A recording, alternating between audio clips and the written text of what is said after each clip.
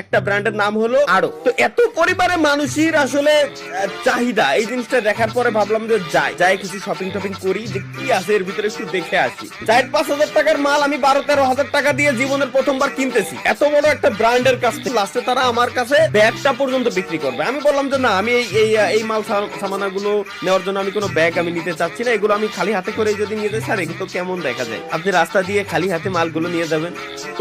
তোর তো লজ্জা থাকা দরকার যে তোর দোকানের থেকে আমি মাল কিনেছি, তোর লজ্জা নাই? তুই আমার ব্যাগ একটা দিবি না ফ্রিতে? বলে স্যার এরকম কোনো সিস্টেম আমার নাই, আমাদের নেই, আমাদের এখান থেকে ব্যাগ নিয়ে নিতে হবে। আমি বললাম ওকে ঠিক আছে। ব্যাগের প্রাইস কত? স্যার ব্যাগের আবার ভেরিয়েন্ট আছে 2 ধরনের, একটা দাম মেবি বললো 18 টাকা, আর একটা দাম মেবি 58 বা 60 টাকার মতো বললো। আমি বললাম ঠিক আছে, তাহলে 60 টাকার ওই ব্যাগটাই আপনি আমাকে দেন, তবে শর্ত আছে। শর্ত হচ্ছে এই ব্যাগে আপনাদের ব্র্যান্ডিং করা কোনো লোগো থাকতে পারবে না। একটা সিঙ্গেল পারসন তাদের থেকে ব্যাগ কিনে যখন রাস্তা দিয়ে হাইটে নিয়ে যাবে, আরো 10 জন তো দেখতেছে সেই ব্যক্তিটা কোথা থেকে শপিং করে আসছে, তাহলে যে ব্র্যান্ডের প্রমোশন হচ্ছে না এই জায়গায়? না, তাদের থেকে ব্যাগও এক্সট্রা করে কিনবে টাকা দিয়ে ব্যাগটা কেনার পর ওইটা শো অফ করতে করতে যাবে, আরো 10 জন রে ওই ব্র্যান্ডের সাথে পরিচিত করাই দিল, আরো 10 জন ওইখানে গিয়ে চোদনা হয়ে বের হয়ে আসে।